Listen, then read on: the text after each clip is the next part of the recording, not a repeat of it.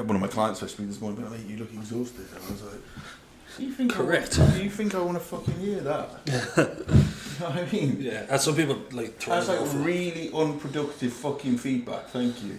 Well, I think some people like really get a buzz off that. It's like the adrenaline from, oh yeah, like I'm suffering right now.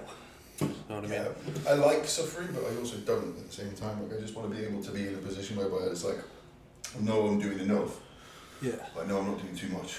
Because I'm terrified, because like the last time, I mean, I was in PCA, I did 82 kilos, and then I stepped on stage for 2 bros at 76. Jeez. Innit? Yeah, that's heavy. I'm going to set an alarm here in 19 minutes, so when that buzzes, we'll Cut. pause, re-continue, etc. But yeah, let's just keep it rolling. We'll actually put that bit in it. I was just chatting. So we finished off last week and we were talking about like the value and what you can get from competing outside of the actual experience of competing itself. And I think that's like a really important thing to look at, because bodybuilding as a sport is obviously seen as like a very narcissistic endeavour and selfish, and rightfully so in some cases, but it does have like pretty significant like value elsewhere outside of getting on stage, being tanned up, etc. I think the most important thing is it's like, yeah, it is an endeavour to be like for you, and it is all about self-development as well. There's a fucking post I saw yesterday and I was just like, that is the most bullshit thing I ever seen. Just somebody saying, come and beat me. And it was just like, beat you at what, bro? Like, bodybuilding, especially for me and from a lot of people's perspective, is you're looking to beat yourself. Yeah. You're looking to be better than you were on stage last time. You're looking to have improved and done as much as you possibly can do to be a better individual in what it is that you're presenting, to make sure that you're going to be better than you. It's not about I beat you, I'm better than you. Yeah, because any given day in front of any different type of judges, you may get a different result, and that's the reality of it. Like, the most important thing is what the judge's perspective is of your physique on that day. But you do have to be fucking proper On it. in order to do that. Yeah. And like the value that I was talking about, like outside of it's like being in that like workflow and like showing that you can actually like adhere to something that takes a lot of like trade-off, you know what I mean? You can't have your cake and eat it too. Like, there are sacrifices that have to be made, and like again, it's not just to say like, oh, you can do that to get on stage, but again, it's something that will carry over elsewhere in your life, and like vice versa. I think we've spoken about this before in one of the episodes of the podcast. Like, I'll ask that question in like a preliminary questionnaire with a new client. It's like, where else have you succeeded? You know what I mean? Because I think there is like a crossover in terms of like someone's work ethic, like in general, will more than likely transpire some way into their physique. You know what I mean? So it is definitely something like worth paying attention to. And even like I've had this conversation with other people, your employability, like people will get like really bogged down in like what they're studying at uni, what career path they want to go down, and it feels like a massive existential decision to make at like 17, 18 years old. But remembering that like most employers will look for like your degree as like a sign of employability, so that you can actually follow through with something. You're showing that you can kind of commit 4 years and like work from the ground up. After that, like most of the time they don't actually care too much about what that degree is in. No. There are some areas that like, right, if you want to be a doctor, no one cares about like your fucking archaeology degree. You know what I mean? Well, that's the thing. It's like I studied law. Qualified, did law for 4 years, went to law school, and it's like I have absolutely zero application of law in terms of what it is that I do.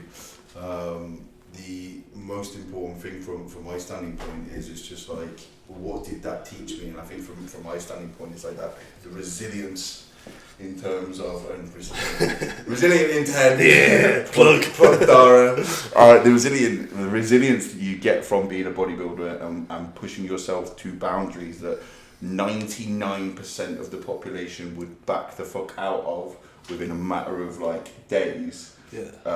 I just think that's a beautiful thing, because you're like, that's what I was talking about this on my stories yesterday, but it's like going hypo and actually dealing with yourself when you've gone hypo and continuing to do the same thing and continue, just keep moving your legs and not stopping, and like that takes a very strong-minded person in order for pushing through that boundary. And it is literally just the boundary of like, yeah, I know I'm going to get refed in a second. It's like, I know I'm going to get food coming, and it's just like putting off the what's the word I'm looking for? The instant gratification. Yeah. The instant gratification, which a lot of people will be chasing. It's like, I want results now. At that point, that's not even like gratification at that point. No. That's just like comfort. It's Yes. like reassurance that like, okay, what I'm doing right now isn't actually causing a lot of harm, because the first time anyone goes proper hypo, it's more panic than anything. Yeah. You know what I mean? You're not like, oh shit, like I need some gratification, I need something to make me feel good. It's like, I need something to stop me feeling like I'm shit. gonna die. Yeah. You know what I mean? But like, man, like you're fine. You know what I mean? Like a little bit of a drop in blood glucose. Obviously, like if you're doing endurance, performance, stuff like that, like yeah, you do need to kind of refuel there. But if it's just like general, kind of like somewhere in your day, on prep or whatever, your blood sugars will come back into range pretty quick. Yeah. You know what I mean? So Just requires a little pick me up, and then that's it, and you just continue to take over. But I think the most part is just literally just being sensible. If you do feel like your blood sugar's like dropping off and everything in between, it's just making sure that you're not kind of like pushing yourself to the point where you actually are going to cause physical damage, or like being able to pass out or whatever it is, and that's the last thing you want to have happen. yeah. I think that could be a decent segue, because I had this with a client this morning where like we're moving them up along that kind of spectrum or continuum, and different tiers when it comes to like their nutrition. And obviously we've done a podcast about nutrition. It was like basic 101s. If you haven't watched it, go back and rewatch it. Very like basic insight into like, but also we covered a lot in terms of practicality, which I think is again very much so overlooked in coaching. But kind of moving someone along that spectrum, you're then looking at like nutrient timing. Like that has to be more of a priority as you move up. Like starting off, like it literally is calorie balance. Like gain weight, lose weight, negative or positive energy balance. Nothing else to be disputed there, realistically. Then obviously you'll kind of progress, you kind of have your macros approach, whatever. But as you keep progressing, then the other stuff becomes more and more important. If you've spent months being consistent, not just knowing, saying, oh yeah, cool, my macros, I kind of follow these 4 or 5 days a week. If you fucking nail those every day, then cool.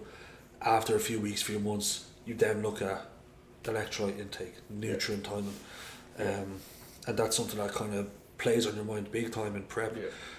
Which is why, again, another thing that we talked about in probably a different episode was like that pre-prep phase, and like the importance of structure, which obviously we talked about in the last episode. Like you need to keep structure there, and this is why we will be very fucking regimented in like training time. Yeah. Like you're what, 10 a.m. training? Yeah, pretty much every single day. We're 12:30. You know what I mean? Like personally, I'd prefer to train at 10, but I'd prefer. I also like the social aspect of going out and training with the lads. Environment's a big one on that, man. Yeah.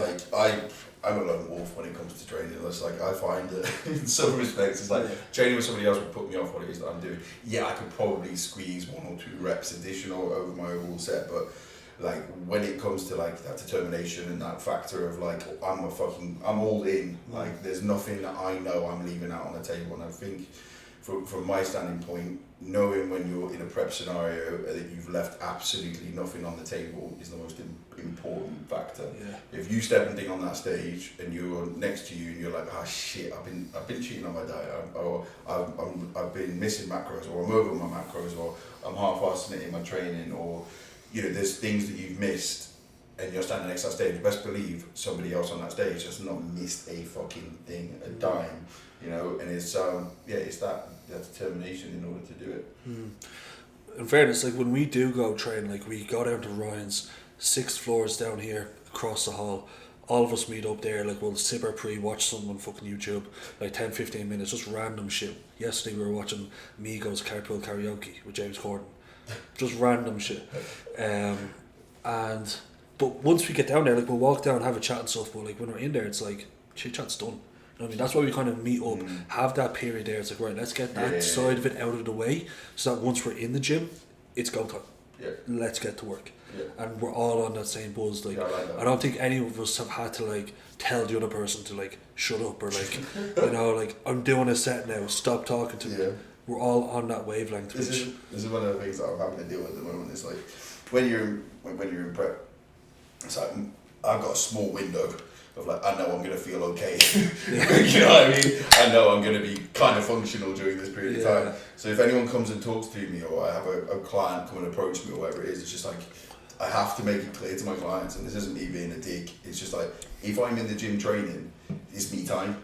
It's like any time outside of me being in the gym, just like please, just let me get through the next few weeks of just being there, because like, you know, check-ins I get done optimal time, you get 110% of me, but it's just like when I'm in the gym and I'm doing stuff for me, it's like that's sacred, you know, because that's, you're protecting numbers, and I think that's the most important thing that people, you know, and I've done in the past. Like me, when I first started prep, I didn't really understand what it was I was doing or why I was doing it, and I had to take some big L's in terms of what I had to do for my knowledge basis, you know, and protecting numbers and the integrity of your training, and as much as you can do in terms of your logbook and the progressions that you've made over your off season. That's the definitive factor. Like that determines how it is that you're going to stand on stage. Big time. Yeah, I think it's just a matter of like being selfish when needed, going through those periods of deep work. We definitely talked about this last week in the podcast, but obviously we had like 15-20 minutes or so that was like just aired. We didn't get to record it because the camera turned off, which is why in 8 minutes time I'm going to end this video and then restart it just to make sure that doesn't happen again. But yeah, like that period, being in those periods and those bouts of deep work, of like not task switching, you know what I mean? Like, because we actually can't multitask. Like, scientific literature on this is actually pretty clear. We are abysmal when it comes to genuinely multitasking, doing two things simultaneously. What we do is like in quick succession, we rapid fire between tasks, we task switch. And like, yeah, you can do that at a better rate, but there's still going to be that lag period from like when you do this to when you do that, and like jumping between things, which is why like I'll mute emails when I'm doing check-ins. You know what I mean? Like you're mute WhatsApps when you're doing them, because you could do a check-in, like you're focused on that thing, that single task, and then if something else takes your attention, even if it only takes a few seconds, and I've had this conversation with my parents because over the lockdown, man, it was abysmal. Like they're so used to, they have a clothes shop, they are like genuine solid work ethic, adore them for it. When they were at home in lockdown, they didn't know what the fuck to do with themselves, and I was still trying to coach, doing like home training plans, banded X, Y, and Z. I was like, yeah, man, that gives me PTSD. Yeah, but like I had to have that conversation with them. It's like, yeah, ask me to do something, but realise that it's not the time it takes to do something. Like, it's not can you afford the time to do it, it's can you afford the distraction. So you could say, oh, well, will you go down to the shop, get milk? It's 10-minute walk. Cool. But that's like 2-3 minutes of me like switching off from this task, getting dressed, then it's a 10 minutes each way, whatever, coming back, and probably another 10-15 minutes before you're back in that zone. So like we work in these blocks, and then taking that kind of time off when needed, but like not trying to do so many things at once. Which is again why I fucking tell people, logbook. Like, don't type that shit in your phone, because you're on your phone, man. Something pops up, even if like you don't even click the notification. If you're like typing it into your notes, and then like Sky Sports comes up, some headline, you'd like read the subheading or whatever, but then don't even click into it. That's still taking you out of that zone. I think this is one of the things, man. Like I took 2-3 days off Instagram the other day. Beautiful. Yeah.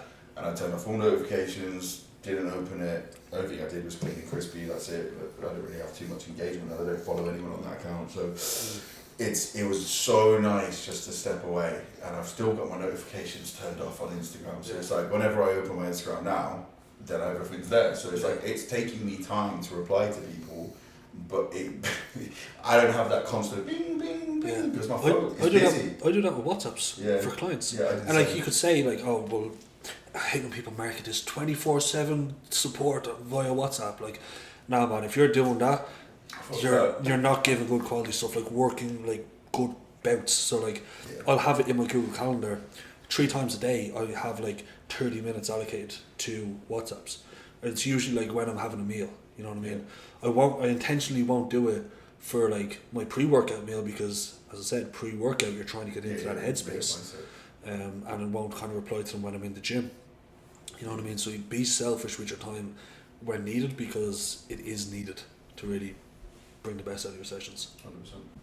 So we were talking last time when we got cut off just about preps. I know we covered mine, but Dara, what's the game plan, boy? Yeah, so we kind of covered it briefly and went on a bit of a tangent, but it cut off somewhere between then. But the main thing that we were saying is like, my plan now is prepping this year.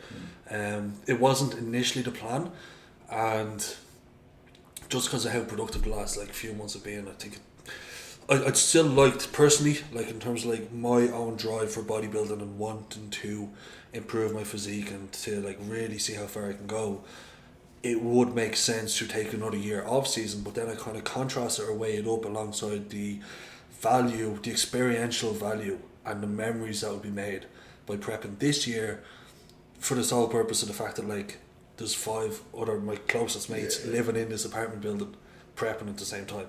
So would you do what, the MK as well?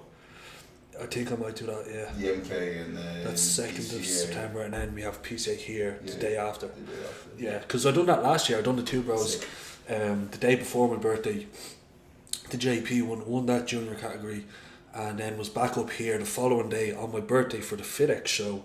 This was on my 24th birthday, so I wasn't allowed to do juniors. So it's like a few hours over. So I had to jump into that novice class and like, look, everyone uses this term, but man, that was for FitX novice class. Pretty fucking good. There's Anton Scotty, fucking wild one. He's Is he prepping this year? I don't know if he's prepping, but he's just even fucking bigger. Yeah. He's absolutely, he trains in my gym. He's absolutely wow. He's a really nice guy as well. He is, man, because I seen him then at the he done the next FitX one that we were at down in Birmingham for Mike, and he was there as well, and I was texting Nate at the time. Nate also top G. He has a good few. His roster's improving big time. Yeah. Nate. Yeah. I think that's the most important thing, is that especially with like roster development, time is key. Pro card helps. Pro card definitely helps. I think the other thing is that it's like, when you start the game, you want X, I want this, and then it's just talking about that delayed gratification again. Yeah. So it's like, I want to achieve this, and there's loads of people that you can go achieve it. They jump on with like business coaches, etc., and then it's like they just end up churning out the same kind of fucking drivel, in my opinion. And it's just like, oh, they've had they've all had a coaching meetup, cool, because the next day they're all posting the same shit at the same time. And I think the authenticity of like, I don't have a business coach, I know you do. Not at the moment. Not at the but moment, I've kind of worked or with have Ben had. Hawksworth, yeah. I've never had one, and I'm against them. I don't like them. I think they're great.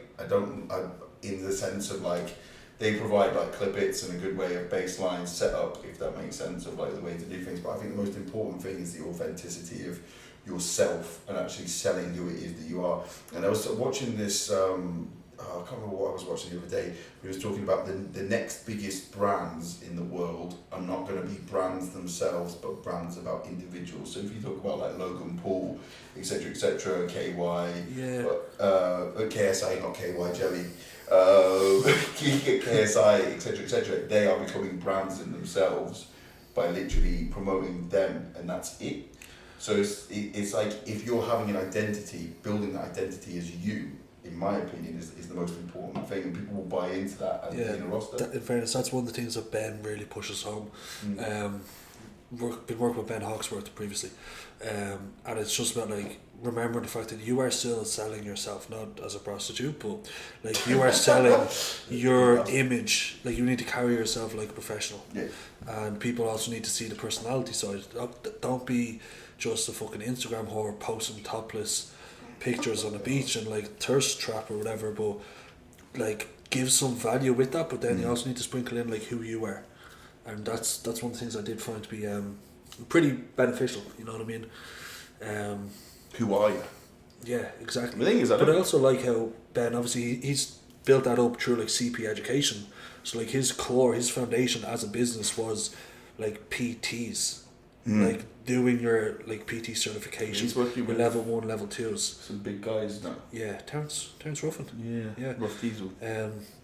Yeah, but obviously he's built that up there from like Grassroots. Yeah, and he knows that like he always drives us home as well. Like at the end of the day, no like sales tactic, sales funnel or lead generation, lead magnet, whatever the fuck it is, none of that is going to outweigh the benefit of just being a good fucking coach.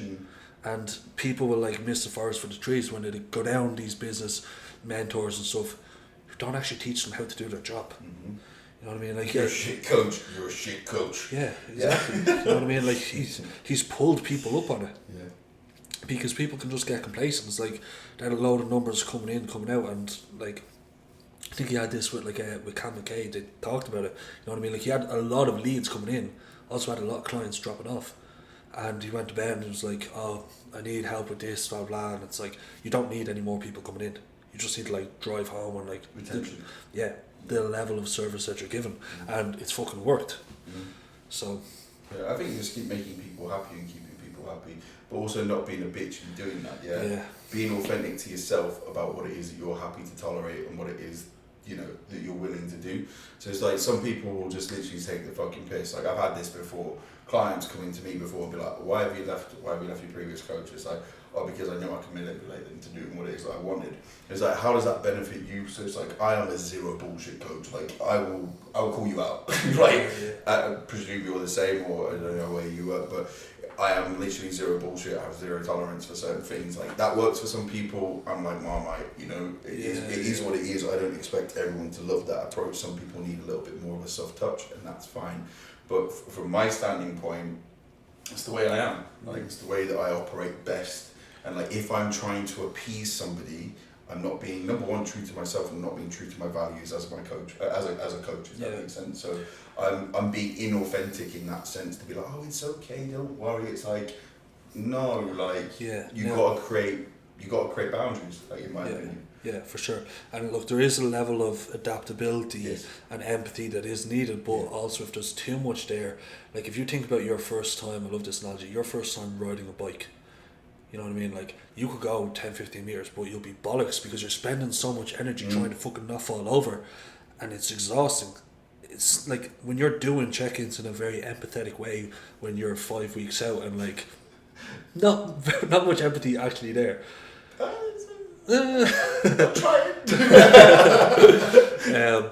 But when you're like really trying to like put this mask on and be this person, and it's really going against the grain of who you are right now, it's fucking exhausting. Yeah, it's hard work, man. Like, I've been there. Like, 10 check-ins could feel like 30 if they're like those type of check-ins. So that's why as well, like, you want to be able to feel like you're enjoying your work, and when you're enjoying your work, you'll be more productive, and then that would actually make you happier, and then that could actually bump up the level of empathy that you have. So I think that as well as like the number one most important thing is I always talk about this is context, and I don't feel like clients often give enough context in terms of what the fuck is actually going on for you. And I've done a reel about this previously, but it's just like, tell us everything. Like, even if it seems insignificant, even if it makes you feel like you're a bitch or whatever it is, if we have context behind you, over and above you just clicking on a sheet and just filling out the basic metrics, actually gives us an ability and a standpoint to understand and have empathy and compassion in it. Like, I can be incredibly compassionate if it's fucking shit for you. I get that. You know, like, that is an opportunity and a time for me to be like, oh, okay, yeah, cool, I won't be my usual self. You know, like, I can't, you have to step back in that, because you can't just drive somebody when they're already fucking down. Like, that is the most pointless fucking exercise in the world. You know, coaching at the end of the day is about getting the best out of a person, and it is the alignment of you as a coach with them as a client, you know, and that truly comes to pass the longer you work with each other. The way that I have my relationship with Callum now, compared to when I was first started, Callum was like, hi sir, thank you sir, this is my check-in, thank you so much. And now I'm just like, what's up bro, you good? It's just like, it's a completely different relationship. And like, I can be completely honest with him and be like, bro, no, that's not going to work for me now. Like, I'm not in that place, or I can deal with that, or this is going on for me, this is how I'm feeling, and just explain the entirety of like Alex in that fucking moment. Because without context, you can't make decent decisions. Yeah, I'm very happy you brought that up, because when you started talking about it, I was like, right, that's definitely something to highlight. Is like, that's something that is earned over time. Like, just because Alex talks to Cal like that right now doesn't mean, oh, that's the way I should talk to my coach. No, if you're like 2-3 weeks and you're just like, nah bro, like this, it just looks like you're not taking it serious. Exactly. You know what I mean? There's going to be a teething period, but your number one priority as a client I want to be very careful in how I phrase this. Your number one priority as a client when you sign up with a new coach is showing your level of commitment and building trust onward. Yeah. You know what I mean? Like, don't try jumping on it. Like, it's not about like massive levels of intensity and dropping off. Like we talked about this. This might have been something that cut off in the last one as well. But like consistency factor, like it's not just about how consistent you are. It's about like what level of effort you can apply on top of that. But the consistency comes first. Yeah.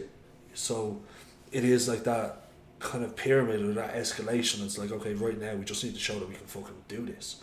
And do it repeatedly and not get sidetracked or distracted and just all the background noise and like shit that goes on in life that you have no actual control over. Don't try and control it. Yeah.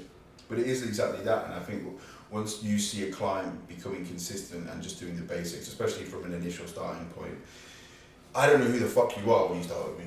Yeah. You don't even know who the fuck you are. I don't know what you need. I don't know where we're going to go. I don't know what level of volume. I don't know what this or that. Because basically, you're coming to me because what you're doing right now isn't working. So like that's the way I see it. So it's like we have to start again. So my methodology may be completely fucking new for you, and so therefore I need to work out based off what it is that I want to do on your approach of you. I need to take time in order to do that. And so then the more time that comes along, the more you execute like a pro, the more flexibility you get. Yeah, it's like you're going to have your hand held for a little bit, or you're going to have a little bit more spoon fed. Yeah, you're going to have a little bit more restriction in terms of what it is that you give to a client. And it's not because I want to be restrictive, but it's like it's to your benefit. Yeah. Because you're going to literally level up so much quicker with more restriction rather than being like, oh yeah, here you go, do whatever the fuck it is you want. It's a single variable. You know what I mean? Like that's. Anyone who has like any understanding of like scientific literature or how studies are done, it's literally by changing a single variable to see what effect that has. Like you take two populations, they're doing the exact same thing. Let's say you're examining fucking whatever, the effect of like higher protein versus higher carb. You're going to make sure they're on the exact same calories, they're on the exact same training volume, that they're equal population in terms of like their history, their age, training age, etc. And then you change that one variable. Take 50 protein, put it in 50 carb, and vice versa for the other group, and then see the difference. But if you just have like a load of people doing random shit and a load of people doing random shit and they have like that one thing in common, how can you say like, oh yeah, well maybe the higher protein worked better for this crowd, but there's also 5 guys in that group who are slamming gear. You know what I mean? And then like the other group were all naturals and like didn't train. You know what I mean? How can you say it's because of the protein? And that's the thing, is that if you're not executing and making changes, like what the fuck? Yeah. It's like, I actually like this analogy as well. It's like when people say, oh yeah, cut bread out, like you'll hear L ones, I cut bread out of my diet, lost a stone. First of all, they'll always use the fucking stones and pounds, won't be talking in kilos. But it's like, yeah, the bread might have had something to play there, but what were you replacing that with? You know what I mean? And like, it's more how the rest of your day looks. Like you didn't change a single variable. If you only cut bread out, that's a lot of bread. How much fucking bread? How much fucking bread do you eat? Blood type, sourdough. Yeah. Wow. I don't know. But yeah, you can only change a single variable at a time and then see what effect that has. Yeah, and that's one of the things you got to stay with. You got to stay with your coach for a long period of time, man. It's like I've been with Cal 2.5 years now, coming up to, and it's like if I had switched coaches or not stuck it out, and the shit, I had times and periods where I didn't feel like I was progressing or whatever it is. But during that time, like I've still stuck it out and continued to do what it is that I needed to do on a daily basis. And it is that element of time where staying with the same person, you're going to reap the rewards. Because if you're not staying there and you're looking for something new because you're not seeing what it is that you want, you're just not applying your time to it. And time is your biggest friend in this game. And the second you start looking elsewhere, you're giving less effort in what you're currently doing, and then that's going to slow shit down more. Like, grass ain't greener on the other side. No, and that's what I'm saying. Whenever you start looking at the grass over there, you forget how green it is here. Yeah. You know what I mean? So just stick with what you're doing, and then like, I don't know. I don't want to tell people like how to leave their coach or whatever, but obviously if you're with them for a Sometimes long you period, need of, to. yeah, exactly. If you're with them for a long period of time, it's not working or whatever the reason is. Like, yeah, everyone has the fucking right to leave a coach. Yeah. Like, most coaches would prefer that than just be getting frustrated by like week after week, excuse after excuse, and like just something not adding up with that individual. Like, Yeah. that's frustrating. And then that's the thing though, is the not adding up. It's like, why? Yeah. So I had this with a guy the other day. There's no fault of his own. When somebody joins with me, I have like, this is probably my fault if anything. So I'm owning up to this. But it's like when somebody joins with me, I ask, it's like, do you know how to track macros? Do you know this? Do you know that? And it's like, if it's a yes, I take that shit for granted that they know exactly the way they're applying it. Anyway, 6 weeks down the line, this guy ain't losing weight. And I'm like, what the fuck is going on here? I was like, I was just like, I'm going to give it another 2 weeks. I'm going to change these variables and then see what it is. 2 weeks later, no fucking change. And I was like, there's something here. I was like, so I literally said my most like direct voice note I've ever sent anyone in my life. And I was just like, right, either it's something that you're fucking doing ain't working or whatever it is. And I was just like, are you tracking your food right? Are you weighing your food out uncooked? Like, are you weighing it cooked or whatever it is because it needs to be uncooked? And he comes back to me, he was like, I've been weighing everything as a cooked value of the packet of my rice, but weighing it out dry. I was like, so basically you're eating double. It's double your carb sources. And I was like, right, okay. I was like, so let's just try to pull back and then see where it is that we're at now. And so it's like you pull back for the last 4 weeks, like drop, consistent. So it's one of those things that's just like, we know why the fuck, or if there isn't something right. If somebody's saying, yeah, I'm doing 100% everything, it's just like, no, there still has to be something. Yeah. There still has That's to be. when you take the microscope out and you're like, okay, what's... You Micro lift up analyze. that fucking rug and you're like, okay, what's actually underneath here? Yeah. Like, day to day, what are the intricacies and how is this affecting the overall picture? Yeah. It's not because I want to question or call out somebody or whatever That's it is. It's like, I take myself for granted, I take a lot of my other clients for granted. Their knowledge base is already at a particular point, and sometimes people do join the team where it's not quite there, and it is my job as a coach to be like, Bring them up to speed. yeah, and then that's a lesson for me because it's like, I ain't never going to let that happen again. Yeah. You know, like, first question, 3 weeks in, why are you losing weight? Because the only way this process doesn't work is if you're not doing something. 99% of the time, you know, it's like if you're missing something or whatever it is, And that's like consciously or subconsciously, you know what I mean? Like, that's yeah. also worthwhile note. It's like, oh, if you're not making progress, it's because you're lying. No, you might have actually misunderstood something. Yeah. A lot of the time as well, clients do lie for the sake of appeasement and they're only fooling themselves. But you do need to kind of pull that microscope out, have a look at these things as of when needed. But it's something that a lot of, especially new coaches, will refrain from early on because they don't want to feel like they're coming down too hard on someone. Like, it's that fear of losing a client, so you won't call them out on their shit. So they'll just continue like stationary, not really progressing in any way, shape or form, and then they get frustrated that they haven't progressed and then they leave. Whereas if you just had to ask that question, more difficult question, and like, this isn't just with clients, like relationships, whatever the fuck, the conversation that you think is the most difficult one to have is the one that you have to fucking have. 100%. Straight out the gate. Straight out the gate. There's nothing to hide from. At the end of the day, it's like, as a coach, like, you provide a service, and it's like, yeah, we may answer and question you on things, but it's like, it's literally for your benefit. Yeah, it's out of want of seeing you succeed. I want to see people fucking look monstrous, mate. That's all I fucking want. I just want to breed monsters. Big crispy literally, monster. I want you to be massive. That's it. I want you to look sick. That's all I want to do at the end of the day. It's like, Speaking of which, Jack Perkin, yeah, sick. Beautiful man. blown up, Can't wait to see him build. sick. He's doing a photo shoot, yeah. So Jack's been with me 24 weeks, and we've done like a proper. Since we went to the Fit Expo. Yeah, ever since we got Fit Expo. I remember pointing him out there, I'm like, yeah, he looks fucking good. Did Ben dieted him down, didn't he? Yeah. Yeah, Ben prepped him for the show, but Yeah. then you took the reins. Yeah. No, I And took he just over. went, And now he's literally blown up. And I'm literally getting prepped for a photo shoot now. He didn't want to compete, but I keep sending him shows. I literally keep plugging shows, but like, what about this one? And he's like, okay, Alex, I'll think about it. I was like, cool. A couple of days later, what about this one? And I was like, we can fit it in. We'll already be peeled. That's what happened with Jonah. Do you know Jonah? He was Yeah. working FLF, yeah. Fucking love that guy. So yeah, that's what happened with Jonah last year. So we were dieting him down. He had a holiday. He had a few coming up and like raves and stuff. And we're just dieting. Like his adherence, especially in the dieting phase, is just like mint. Yeah. Just doesn't fucking miss a beat with that. And it was just week after week. I'm like, man, you're getting very fucking lean. He looked really good. He looked really fucking good, man. I said, look, let's do this show. Like, the thing that was like bugging him and in his head is like he didn't want to do a show without doing like a 16 to 20 week bodybuilding prep.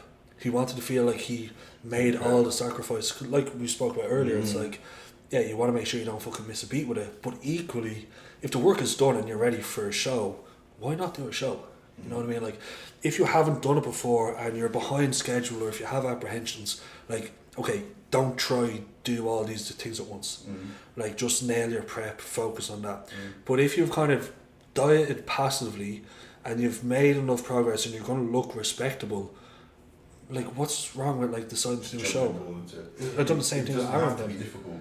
Exactly. I just, I was speaking to a client yesterday and he was like, Alex, he's in a pre-prep, right? He starts prep on Sunday, it's literally in a couple of days' time. Yeah. He sent me a message yesterday being like, Alex, I'm down 5 kilos in the last couple of weeks. I was like, okay, what's the problem? And he was like, well, I'm losing weight. I was like, right. I was like, how's your sleep? And he was like, sleep's like always been a problem. I was like, that's okay, fine. So we can look into that. I was like, how's your diet? And he was like, bang on. I was like, are you hungry? He said, I'm really struggling to get food. And I was like, cool. How's your training? He was like, killing it, absolutely flying. I was like, wicked. So training's good, sleep's good, like digestion, everything, all variables boxed off, ticked off. But you're telling me you're 5 kilos down, you're stressed out by it. And I was like, shut the fuck up. I was like, literally, you're starting prep next week. You've got no anabolics in, you've got nothing in your system whatsoever. That is literally the dream. I was like, that is the best possible position to be in. You're struggling to eat your food. And it's like, people want the first pull in calories, he's going to feel class. in it. And it's just like, it's like the perfect position to be in. The body is already being responsive with minimal output. Yeah. And it's like, that's exactly what you want. Like, people just jump too far too soon and then they just die out. And it's just literally not what's required. I fucking dropped 3 pounds overnight there, and training's still been going great, and I'm exhausted. Yeah. Like, in terms of, like, sleep last night actually wasn't great for the first time in a while, but yeah, field is just, it's going out slow. It's going out slow, but you, like, you know what I mean, you don't fucking miss a beat, especially at this end of the like at fucking business end of the season. Like, you're not going to miss meals and then like be halfway through your prep and like, shit, I need more tissue. Like, why didn't I kind of give that gaining phase a little bit more of an oomph? But yeah, like, as we spoke about with Jonah, like, we're dieting him like 13-ish weeks, and then we decided on that. Well, I told him, I was like, look, wait, let's fucking do this. There's a PCA down in Kettering, and that was like in 11 days time. So we dieted for a holiday for 13 weeks, and then we done an 11-day prep. And he fucking came in brilliant. You Like, messaged me, be like, Alex, are you free? And I was like, yeah. I was like, can you help with posing? I was like, who He the has, fuck he is it? has a show in 11 He has days. a show in 11 days. I was like, oh, fuck, okay. As I said, Yeah. jumped on the call literally that afternoon. Yeah, anyone watching this, like, I've told everyone who is considering or who has registered, like, go straight to you for posing. Like, every time I go back, people are saying, oh, I think about doing this show. I'm like, you doing men's physique? Yeah, Alex. Well, I just got involved with, obviously, Pro Coach are doing that men's physique seminar. And I will be doing the men's physique posing there with Maka, who I do my posing seminars with anyway, and also Gerald, who's PCA Pro. And if you know Gerald... That's Zach's guy now, isn't he? Yeah. He's such a he's a really nice guy as well. Like, he is just gonna blow the fuck up when he hits the IFBB, and he's got a beautiful like physique. Yeah. He's very short, so his belly's look massive. So he only really steps on stage at like 70 kilos, but he looks fucking illusions, man. He's proportionate, yeah, but he's like 5'3", 5'2". I know, yeah. So you put him next to a tall guy, it's like literally chalk and fucking cheese. But his structure, his bellies, his proportions, like, it's Filipino, absolute wah. Yeah, there's a guy in Ireland, Josh Coyle coaches him. He actually took the overall. I'm pretty sure he's a junior as well. He took the overall. Adrian at the PCA Ireland. Very fucking. He's really nice physique as well. Yeah. Same with Josh Coyle. Yeah, I'd fucking a lot of time for Josh. Yeah. Yeah, but that's the thing is, it's like you see these physiques come through, and it's just like that's memorable. And it's like it's about being memorable. Yeah. You may not get what it is you want, but at least you're in people's minds, if that makes sense. So it's just the names, man. For me, like sometimes I get fucking done with names and having a clue. Yeah. And I remember a few months ago, like a lot of shit came up on Instagram because I forgot someone's name. I shouted them out. It was like your favorite Irish bodybuilders, whatever. And in my mind, I was thinking of, gladly I remember his name now, Akin. I forget his surname. I'm sorry, but sick, and a lot of shit kicked off. Really? Yeah, it was Man, I'm just, shit with names. it was I'll just forget like, your name after you told me. it was it's just a lot of people like bitching and whining, like stirring the pot, and like the other people who were in that list, who others' names I forgot or may have said something else about, took no offense to it. It's people who have like too much time in their hands. Yeah. It's like, But that's the thing though, it's just like, it's going back to exactly what I brought up at the beginning, is just like, get rid of your fucking ego. yeah, Like, literally, bodybuilding isn't about ego. It's like when I said, come beat me, or whatever it was that I saw yesterday. It's just like, it ain't that deep. It ain't that deep. Bodybuilding is just about self-development, just seeing how far you can be, how much of a better person you can be, creating good habits, good relationships, and like, just having fun with it along the way. It ain't that deep. was that like someone relatively competitive who posted that? Do you remember? Yeah. Okay, like in one way you kind of see if they're like just trying to build the hype and play the game, social media, etc. You know what I mean? Like, I think it is worthwhile acknowledging that. But if that's genuinely who they are, that's their genuine mindset going into this, you're a fucking twat. You don't even need it. It's just like chill. Yeah, you know what I mean? Like, get over it, it's not that deep. Yeah, ain't that deep. But he tagged the O. We didn't tag the O. We put the little O next to it, and I was like, bro, you ain't gonna pro yet. You know what I mean? It's just like it was just a cookie. I was just like, that's a lot. There's just a lot happening for me right there. I was just like, yeah, right. And then I was like, my style. That's the straw that broke the mute. camel's back. Bye. Bye. I'll see you on the 25th. Yeah. Excited? 25th? Yeah, buzzing, mate. Literally very much looking forward to just getting... Is that Condition Cup, Wigan? No? No, London. Braywick, JT, Okay. or 10X, one of the But isn't Martin Winston's one? the Yeah, Condition Condition Cup. Is that one of the early ones as well, isn't it? When is it? It's before or after yours? After, so it's more like May April? time, I think, Okay. off the top of my head. Yeah. But yeah, mine is really... That'd be good because it's a fucking sick venue. That's what really has me like pushing to do the MK Classic, just because I know how fucking good the venue is. Went there I last year. said May, 27th of May. Honestly, man. My brain ain't working, but it also works. It's weird. Yeah, and so the 25th one I'm doing is the 10X Kingdom Classic and the Ben Weed on the 8th. Condition Yes. Cup. And then I got clients doing the Viking Shield, the Prep Viking Shield in June. So 8th of April, mark it down. Get there, See Braywick. Prince Charming Yeah, with the card. yeah, maybe. We hope so. Man. Speak it into existence. Speak into existence. Visualize, You execute. know what the thing is, that I actually can Visualize, execute. Visualize, execute. That's the facts, though. That is literally facts. That's what I've been living this whole prep off. Visualize, execute. And it's just like just seeing it, and I can see it because it's also the same day that I'm 4 years clean. So it's like Written in the stars. yeah, it's like it gives me tingles. And it's Yeah, like yeah. it's a really nice feeling. It's like yeah, man. In a non like manifestation 11 angel numbers bullshit, it's like no, this would actually just be like That's like a what- fucking Hollywood story. That is, I'd write a book. You know what I mean? It's just like from pure fucking addict to won his pro con on the day he was 4 years clean. It's like if that doesn't say you can like achieve something in your life, even if I don't get it, it's like still you can do whatever the fuck it is whenever you want. You just got to turn up and keep going. Like visualize, execute. Netflix film Clean and Crispy. Yeah, I wouldn't be so crispy then, man. I was like, just do it, man. But job done. I'm off. At least it's clean. I think I said to Jen, I was like, if I get my pro card, we'll go to Disneyland in America. Nice. Like Universal Studios. It's like I need to go. In LA? Yeah. Yeah.